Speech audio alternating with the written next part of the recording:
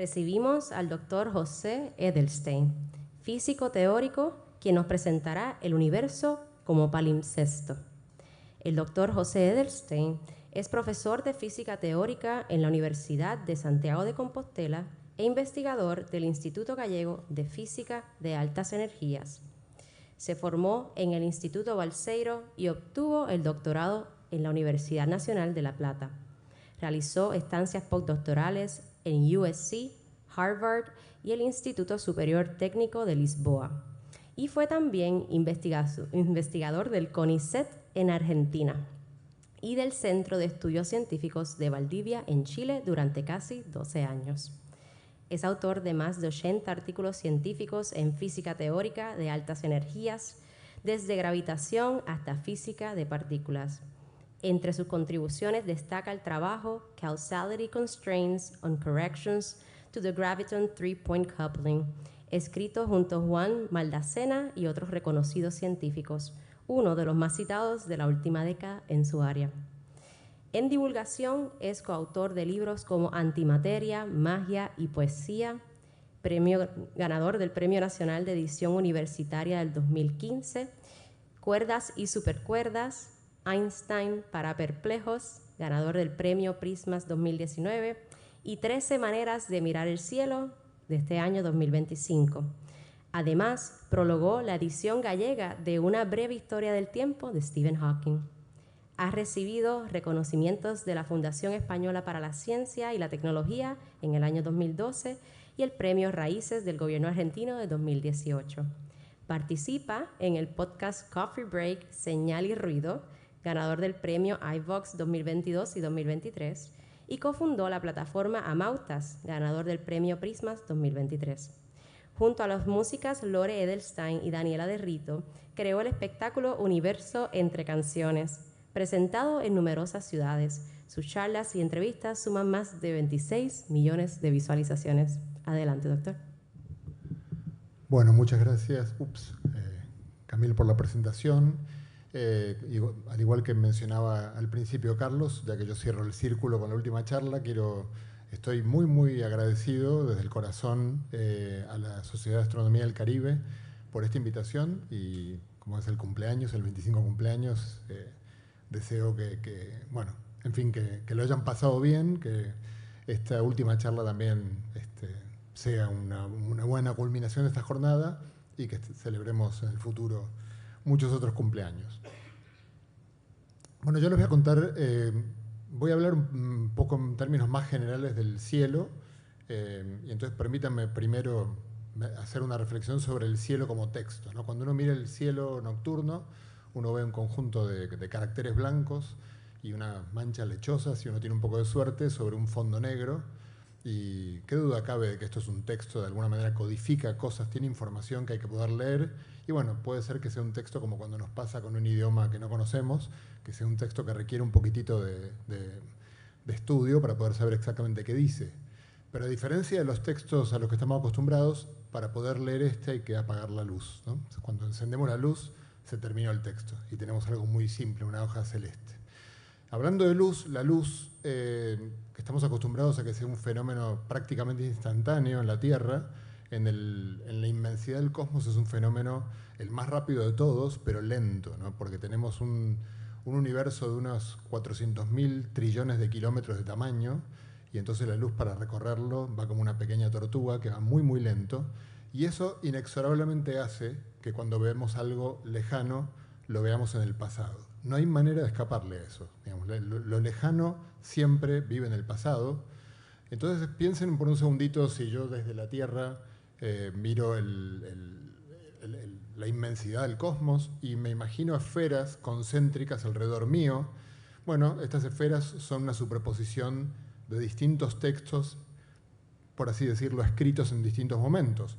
El más reciente más cerca, el más antiguo más lejos. Y es exactamente esto lo que es un palimpsesto. Un palimpsesto es un texto sobrescrito, ¿no? Un texto que tiene muchas capas porque fue escrito encima y vuelto a escribir y vuelto a escribir. Y el universo no es más que un palimpsesto bastante complejo.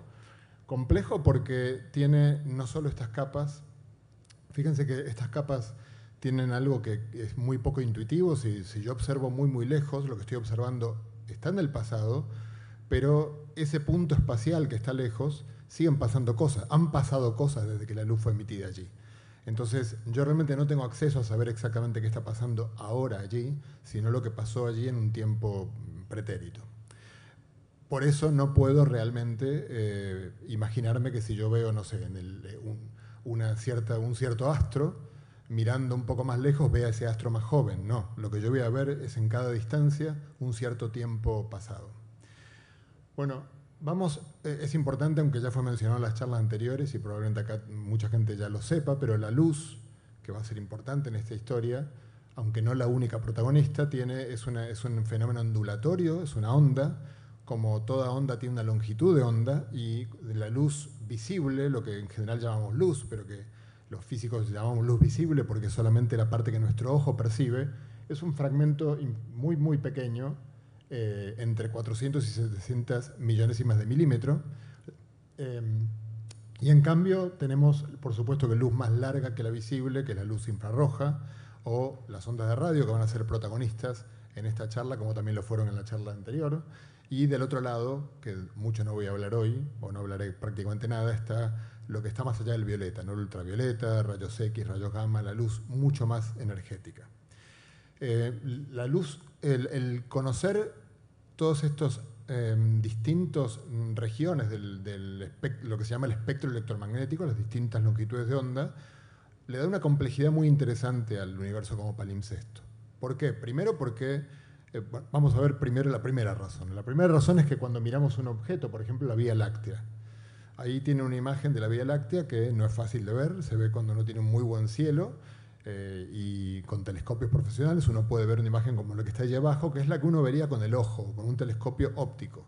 Sin embargo, si uno observa la Vía Láctea en otras frecuencias, uno encuentra todo este otro conjunto de maneras de ver la Vía Láctea, que algunas lucen radicalmente diferente a lo que estamos acostumbrados a ver, y sin embargo estamos viendo el mismo objeto, pero lo estamos viendo con luz infrarroja, con luz ultravioleta, con ondas de radio, etcétera, etcétera.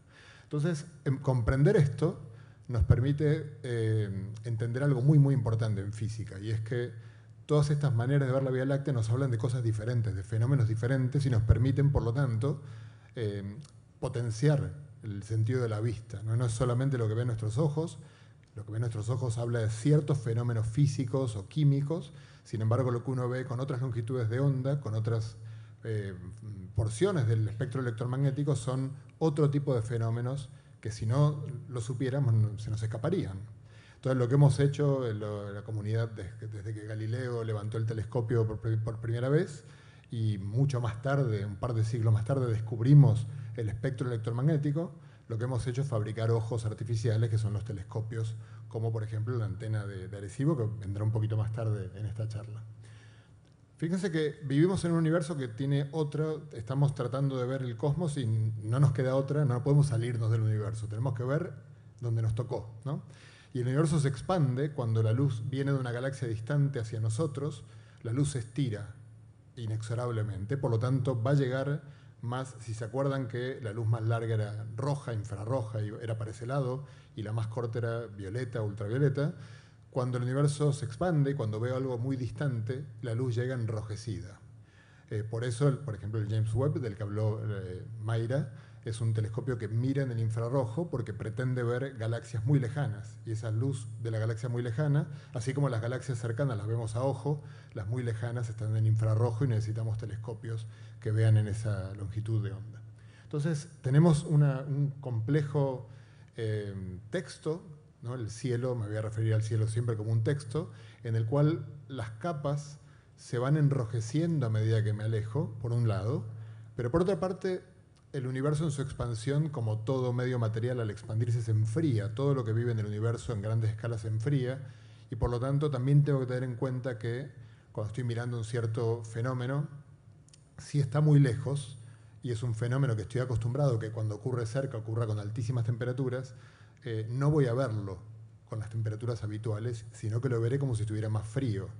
El ejemplo quizás más importante de esto, y tiene que ver con con lo que en principio es el fondo del texto, ¿no? la página en blanco, ¿no? Que en este caso es en negro, el lienzo oscuro de la noche, que vendría a ser aquello que está detrás de todos los astros que observamos. En apariencia es negro.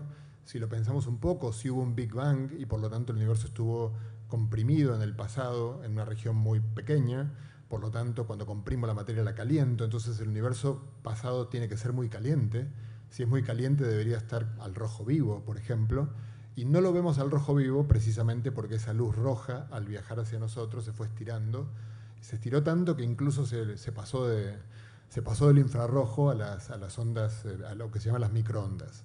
Si observamos esta misma imagen que ven acá, que es una imagen de la esfera celeste de noche, pero lo hacemos no con ojos humanos, sino con antenas de microondas, lo que observamos es esta maravillosa imagen que ven acá, que vendría a ser la que reemplaza al lienzo negro. O sea, realmente el fondo de todos los textos es este fondo que ven aquí. Este fondo que ven aquí, solamente que está impreso no en luz visible, sino en microondas. Como ven en esta imagen hay puntos un poquito más rojos, un poquito más azules. Esos son ligerísimas diferencias. Todos estos puntos que ven acá corresponden a un universo aparentemente muy frío, de 2,7 grados sobre el cero absoluto, o sea, más de 270 bajo cero, a pesar de que estaba el rojo vivo esta luz cuando salió.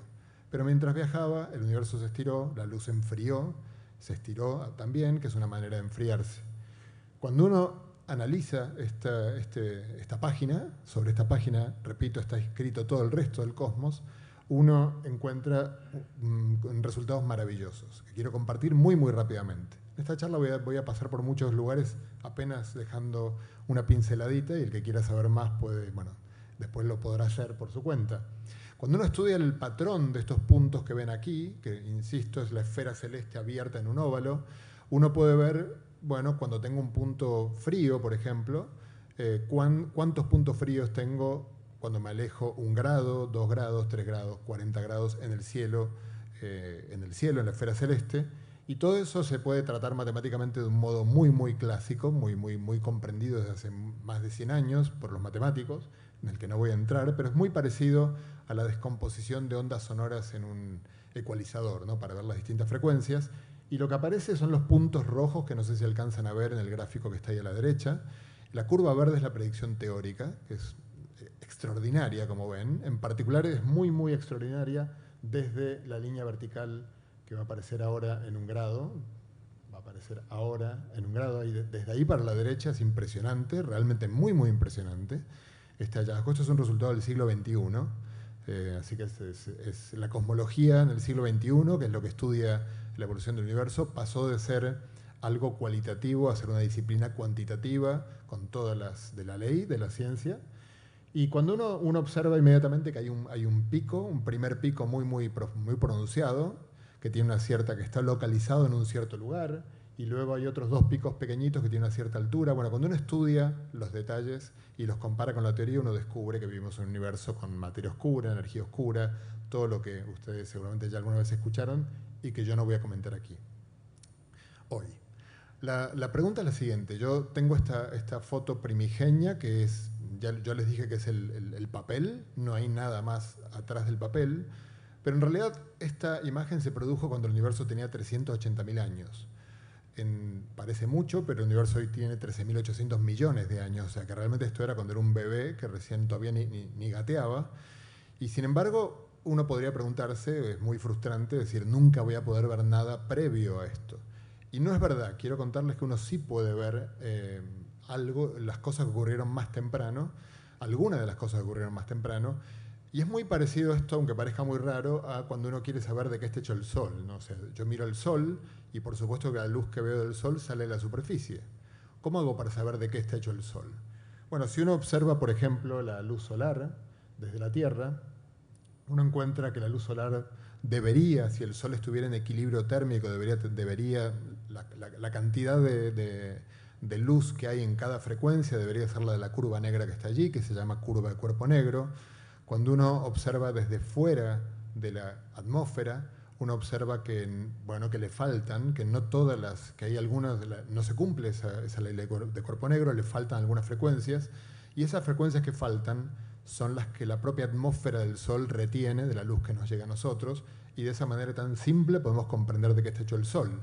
Y si medimos lo mismo pero desde la Tierra, van a faltar otras líneas de la luz solar que son las que absorbe la atmósfera, y con eso podríamos comprender de qué está hecha la atmósfera sin tener que realmente ni siquiera tomar un poco de atmósfera para analizarla químicamente, solamente observando la luz que atraviesa, que llega a la Tierra.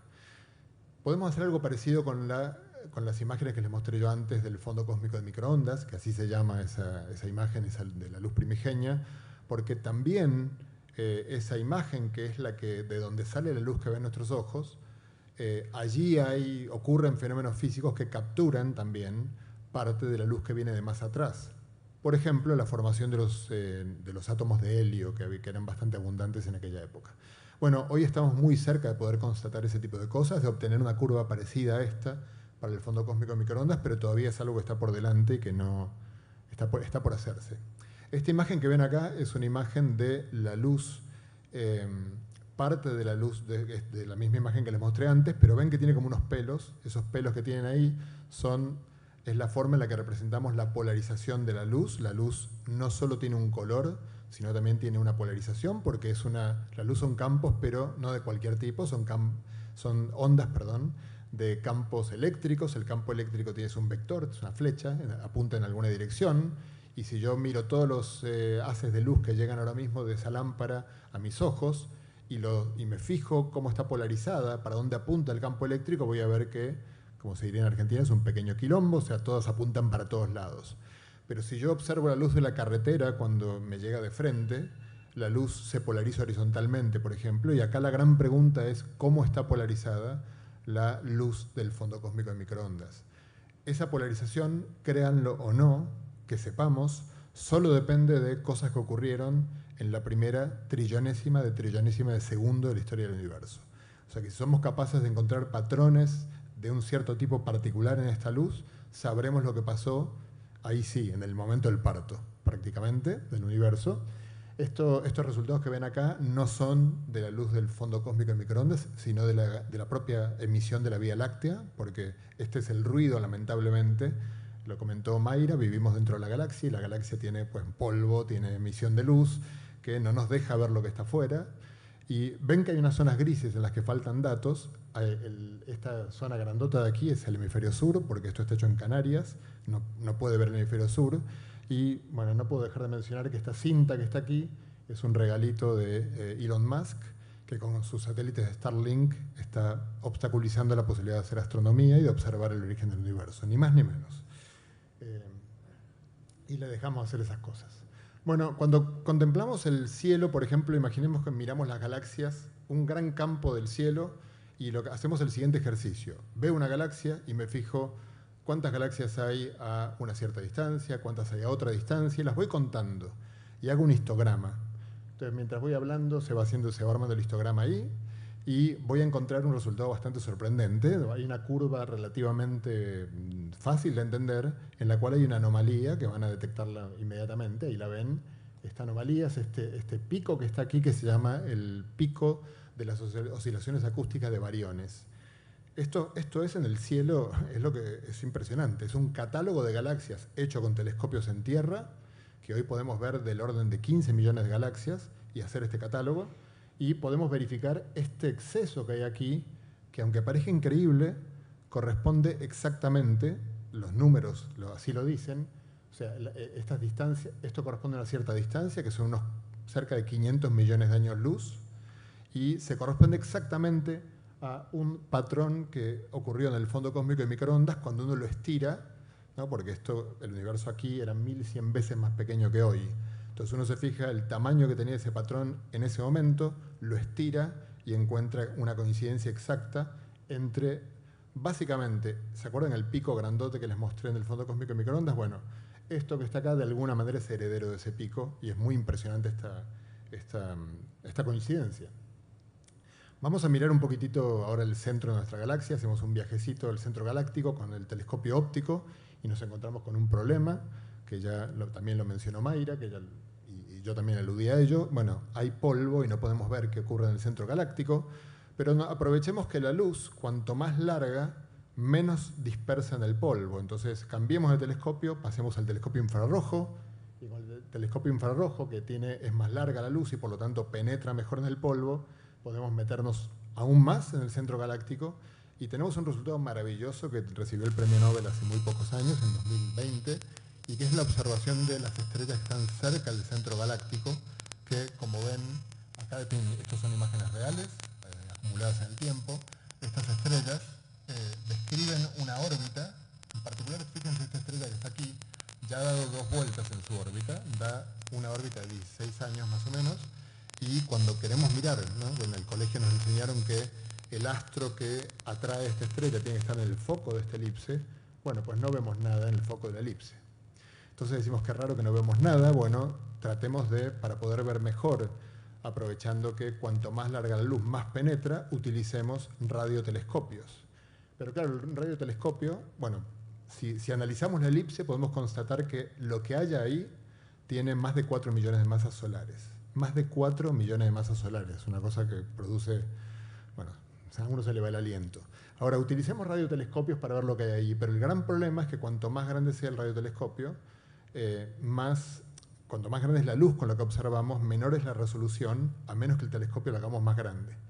Y nuestra especie fue capaz de tener el ingenio increíble de utilizar todos los radiotelescopios del mundo y interferometría entre todos para producir algo parecido a que el planeta sea el radiotelescopio. Eso permitió tener la resolución angular que dio lugar a esta maravillosa foto que todos recordarán. Bueno, seguramente recuerdan más una foto parecida que salió en 2019 de otro astro como este, que es un agujero negro. Llegó el momento de decirlo, es un agujero negro. En el centro de nuestra galaxia hay un agujero negro, se llama Sagitario A estrella, y es nuestro, así que y está lejos, así que no hay ningún problema. Como ven, es un descubrimiento muy, muy reciente, ¿no? Antes habló Mayra del futuro, de la astronomía, y bueno, fíjense si no hay mucho para observar, si hay resultados que son muy, muy recientes. Un agujero negro, digamos, para poder entenderlo hay que entenderlo, y para poder entender entonces el cielo como un texto hay que entender la relatividad general, que es la teoría que gobierna el universo en gran escala, y que como ven, bueno, a mí simplemente me alcanza con que recuerden que los astros deforman un tejido que es el espacio-tiempo, y entonces la atracción gravitatoria es meramente el hecho de que los cuerpos se mueven en un espacio-tiempo que está curvado, y por lo tanto, así como cuando uno viene desde San Juan hasta aquí, maneja en línea recta, pero va siguiendo la curva de la carretera, perdón, lo mismo ocurre aquí, ¿no? Los planetas tienen que seguir la curva, el trillo que les deja este espacio-tiempo curvo. Claro que para que esto sea ciencia tiene que tener una ecuación, y aquí está, esta es la ecuación, este es el verso más hermoso escrito alguna vez por un ser humano. Ese ser humano era Albert Einstein, que escribió en 1915, en este mismo mes, una ecuación que, como toda ecuación, tiene un signo igual, estos dos palitos horizontales paralelos. Del lado izquierdo tengo algo que describe la geometría del espacio-tiempo, cómo se curva este espacio-tiempo, y del lado derecho tengo las componentes materiales. En otras palabras, esta ecuación, las estrellas, las galaxias, todos los astros que tienen masa o energía, indican, según esta ecuación, curva en el espacio-tiempo. Einstein predijo, claro, que como el espacio-tiempo se curva, todo, incluso la luz, sigue una trayectoria que es la que le permite el espacio-tiempo curvo. Por lo tanto, la luz se deflecta cuando pasa por alguna región muy masiva, y por lo tanto tenemos que tener cuidado en este palimpsesto porque las cosas puede que no estén donde creemos que están, ¿no? La luz, los textos que están más atrás tienen que atravesar páginas o tienen que atravesar sobreescrituras que los deforman. Y hemos visto, bueno, esto es toda una disciplina enorme dentro del campo de la astronomía, y hemos visto cosas maravillosas como esta, que se llama el gato de Cheshire, porque es una especie de rostro de un gato que está, en realidad, si les contara de qué está hecho, son cúmulos de galaxias que están yendo unos contra los otros. Es un conjunto de fenómenos ópticos y producidos también por galaxias más cercanas o cúmulos de materia oscura que deforman la luz de modo de producir este tipo de efectos ópticos, que por supuesto esto no está así como lo estamos viendo aquí, sino que es el efecto de que esta luz atravesó unos sobreescrituras, unas capas que están encima de esto que deformaron lo que estaba detrás. Bueno, quiero hablarles un poquitito de otra cosa que puede ocurrir en el texto de este palimpsesto, y es que cuando una estrella muere porque agota su combustible, si la estrella tiene más de 5 masas solares, bueno, lo que termina ocurriendo es que se produce un agujero negro. La estrella implota y se produce como si uno, me hace acordar a Manolito en Mafalda, ¿no? que que perpetraba el texto a tal punto de abrir un orificio, ¿no? y romper la hoja. Un agujero negro es literalmente la rotura de la hoja del espacio-tiempo. Es tan literal que es la rotura de la hoja que no voy a hablar mucho de agujeros negros hoy, solo déjenme mencionar que los agujeros negros tienen un tamaño, que es lo que llamamos el horizonte de eventos, con una particularidad, y es que si yo viajara hacia un agujero negro, cuando estoy afuera digo, bueno, estoy yendo hacia el agujero negro, le digo a Rafael, pero cuando atravieso, no solo ya no me puedo comunicar más con él, sino que la misma dirección se convierte en la dirección hacia el futuro. Parece una locura, pero recuerden que este tejido es el tejido de espacio-tiempo. Entonces, el espacio se puede cambiar por el tiempo, como ocurre aquí. Y esto es muy bonito porque fíjense que el pasado, dije antes que vive lejos, cuando observamos el universo. Bueno, ahora voy a cambiar un poco la frase y voy a decir que el pasado vive lejos o fuera, ¿no? Porque el pasado siempre vive fuera de los agujeros negros. Los agujeros negros son literalmente hojas arrancadas, pedazos de espacio-tiempo arrancados y que nunca más en principio van a volver a estar ahí. Así que son información faltante. Cuando la estrella que implota no es tan grande, sino que tiene 2 o 3 masas solares, no queda un agujero negro, queda una estrella de neutrones, es una especie de núcleo atómico del tamaño de Arecibo, pero que pesa como 1 o 2 soles, y que tiene la particularidad siguiente: las estrellas rotan, por supuesto, y cuando una estrella va comprimiéndose, ¿se acuerdan los patinadores que empiezan a cerrar los brazos y patinan cada vez más rápido? La estrella orbita muy, muy rápido, y en muchas ocasiones se produce un campo magnético que hace que emita partículas que emiten luz en los polos, y se produce, de repente aparece en el cielo un faro. Una especie de, bueno, en el hipotético caso de que justo apunte a la Tierra, será un faro, ¿no? Desde la Tierra vamos a ver luz, oscuridad, como un faro. Solo que en lugar del faro de Drexler de los 12 segundos de oscuridad, estos faros giran tan rápido que pueden hacer 1000 imágenes por segundo, 1000 flashes de luz por segundo. Entonces voy a terminar de estudiar el cielo como palimpsesto mencionando algo que no dije antes. En la ecuación también hay unos numeritos que antes no mencioné y ahora voy a mencionar. El número 8, todos lo conocemos, pi también, G es la constante de Newton, muy pequeña, C es la velocidad de luz, enorme, a la cuarta, ultra enorme, está dividiendo, ese número que está ahí es hiper pequeño, muy, muy pequeño. Eso quiere decir que estas imágenes que yo les estoy mostrando de una tela muy, muy flácida son mentiras. O sea, como el espacio-tiempo se parece mucho más a una membrana como la del tambor, ¿no? Una membrana que uno sabe que vibra por el sonido del tambor, pero no la ve vibrar realmente demasiado.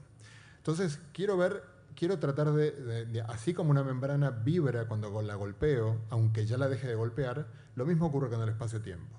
Sabemos que cuando, por ejemplo, 2 astros muy compactos se orbitan, sacuden la sábana espacio-temporal y producen, bueno, sabemos, no, la teoría indica que producen unas ondas. Estas ondas viajan a la velocidad de luz, y como la gravedad es muy poco intensa, muy poco, digamos, mucho menos intensa, fíjense que yo estoy levantando esto con displicencia y la Tierra, el planeta entero quiere que esto se caiga, pero yo lo evito. Es mucho más fuerte la fuerza electromagnética de mis dedos que la gravitatoria del planeta. Estas ondas viajan por el universo casi sin interactuar con nada, y al llegar a la Tierra, bueno, nos dan una oportunidad de recibir señales muy, muy distantes y poder observar de otra manera diferente el cielo. Fíjense que esto es observar, estoy usando la palabra observar, aunque acá no es ver con ojos ni con antenas, o mejor dicho, no con las antenas de las que hablamos antes. Ahora voy a ver con qué antenas puedo ver estas ondas, pero son otras señales que nos llegan del cosmos y que sería fantástico ver porque nos permitirían ver cosas que son probablemente invisibles con la luz. De hecho, hoy ya se cumplen 10 años de la primera vez que hemos logrado hacer esto como especie. ¿Cómo lo hacemos? Lo que hacemos es, bueno, estas ondas cuando llegan a la Tierra, imagínense que llegan perpendicular hacia mí, lo que ocurre es que el espacio se contrae en una dirección y se estira en la dirección perpendicular, y viceversa. Empieza a oscilar de este modo. Uno diría, ¿cómo hago para verlo? Si voy a buscar un metro para ver si el metro se contrajo, como el mismo metro se contrajo, no me voy a dar cuenta. Entonces la forma astuta de hacerlo es enviando un haz de láser que va por 2 brazos, va y vuelve, rebota en un espejo, y al encontrarse aquí, si la longitud de los brazos se contrajo y se estiró, están a 90 grados los brazos, voy a encontrar que la interferencia de la luz con ella misma, de los 2 haces de luz que fueron por los 2 brazos de la L, le va a pasar algo, va a aparecer una señal. Estos 2 brazos se han construido en el sudeste de Estados Unidos, tienen 4 kilómetros de largo, están al vacío, técnicamente son muy complejos, y para estar seguro de que estoy observando algo, como la onda gravitacional va a atravesar la Tierra como si fuera como un fantasma, lo que hago es muy sencillo, pongo 2 de estos instrumentos. Estos 2 instrumentos están a 3.000 kilómetros, o sea, 10 milisegundos el uno del otro. Por lo tanto, si pasa una onda gravitacional, en una ventana de 10 milisegundos tiene que producirse el mismo efecto en uno que en el otro, si no, no es una onda gravitacional, sino es un granjero de Luisiana que estornudó, por ejemplo, o qué sé yo, o un camión que pasó. Bueno, este experimento hace exactamente 10 años dio lugar a algo increíble, absolutamente increíble. Se observó la señal que espero que se escuche el sonido, porque no es que tenga sonido, pero justo ocurre en torno a los 100, 200 Hz, que si fuera una onda sonora se escucharía, y es una onda, no llega el sonido, bueno, suena algo de whoop, whoop, así, perdonen el efecto especial, y que corresponde a 2 agujeros negros de unas 30 masas solares, 36 y 29 para ser más exactos, a más de 1.000 millones de años luz de aquí. O sea, hemos observado algo que cuando fue emitido, aquí creo que empezaba la reproducción sexuada en algunas algas, acá me corregirá el doctor Briones, y es impresionante pensar que viajó esa onda mientras evolucionaban las especies para que justo a tiempo apareciera una especie pluricelular que fabricó una L enorme y la detectó, ¿no? Hoy en día hemos detectado esto cientos de veces y empieza a permitirnos construir ciencia. Déjame entrar en la recta final de la charla. Esto es una galaxia, Andrómeda, una foto muy bonita de Andrómeda, y Andrómeda, igual que la Vía Láctea, y aparentemente igual que todas las galaxias, quizás todas, pero bueno, por lo menos todas las que son grandes, parecen tener un agujero negro enorme en su centro. Entonces, esto lleva inmediatamente a la siguiente reflexión. Si estudiamos también la Vía Láctea, encontramos que la Vía Láctea tiene un pasado, lamento decirles, para los que son muy amantes de la Vía Láctea, de canibalismo estelar. La Vía Láctea se ha tragado otras galaxias. Más o menos se calcula que al menos 15 galaxias se ha tragado la Vía Láctea en su pasado, es un pasado violento, en el universo las cosas que ocurren son violentas, y en particular, por ejemplo, sabemos hoy que Andrómeda viene hacia nosotros y que en algún momento en el futuro se fundirán estas galaxias. Presumiblemente esto ocurre en todas partes. Entonces, claro, si estas galaxias tienen en su centro agujeros negros supermasivos de 4 millones, 1.000 millones, hay de 10.000 millones de masas solares, es impresionante. Entonces, es natural esperar que en muchos lugares del cosmos, no sabemos bien dónde, pero en muchos lugares del cosmos, haya pares de galaxias con sus agujeros negros enormes en el centro, orbitándose la una a la otra en este proceso de fusión que tarda muchísimo tiempo. Al tardar mucho tiempo, el tipo de ondas que producen en el espacio-tiempo son ondas de muy baja frecuencia, ¿no? De ondas que tienen un periodo muy, muy largo. Una forma muy fácil de pensarlo, cuando uno ve un perrito chiquitito ladra agudo y cuando uno ve un perro grandote ladra así. Bueno, acá pasa lo mismo, los agujeros negros grandotes ladran grave. Entonces uno tiene una emisión de ondas gravitacionales de tan baja frecuencia que la longitud de la onda, que es el inverso de la frecuencia, es larguísima. Puede llegar a ser de 10 años luz, de 15 años luz, o sea, cantidades que uno dice, ¿cómo mido eso? ¿Cómo puedo poner no puedo poner por mucho presupuesto, por mucho que aumente el presupuesto, poner una L de 10 años luz está complicado. Entonces, déjenme terminar la charla contándoles algo en lo cual Puerto Rico tuvo un papel muy importante y que para mí de las observaciones más espectaculares del siglo XXI en ciencia. Si uno tuviera, imagínense por un momento nuevamente que tenemos todos estos pares de agujeros negros supermasivos en muchos lugares del cosmos, por ahí lejos, presumiblemente, que están haciendo este baile, ¿no? Y produciendo un... ¿no? Entonces uno esperaría tener algo así como si fuera audible, bueno, el sonido me vuelve a fallar, acá había un didgeridoo que sonaba, ¿no? Una especie de murmullo de muy baja intensidad y muy baja frecuencia en todo el lugar del cosmos. ¿Cómo mido eso? Bueno, colegas de esta disciplina hace unos 20 años tuvieron una idea maravillosa. ¿Se acuerdan de los púlsares que les mencioné antes, que son las estrellas de neutrones que emiten luz y que dan vueltas 1000 veces por segundo? Dice una máxima del teatro que cuando uno muestra un hacha en el primer acto es para usarla en el cuarto. Entonces los púlsares los usé para mostrarlos ahora. Los púlsares estos son relojes de precisión tremenda. O sea, ya los hemos observado hace 40 años y vemos que no se descalibran nada. Digamos, tienen una precisión muy, muy buena, de modo tal que si tienen una señal cada milisegundo, 40 años después siguen teniendo la misma señal. Por lo tanto, digamos, la naturaleza nos dio, por suerte, porque las estrellas mueren, se forman estrellas de neutrones, se forman púlsares, pues tenemos un montón de púlsares por ahí dando vueltas que emiten este pulso de luz cada milisegundo y lo podemos medir con mucha precisión. Entonces imagínense que yo tengo un montón de púlsares de estos y ahora pasa una de estas ondas de larguísima longitud de onda. Van a ser como corchitos puestos en el mar, ¿no? Que cuando pasa una onda muy larga, lo que hace una pequeña, uno se acerca, otro se aleja.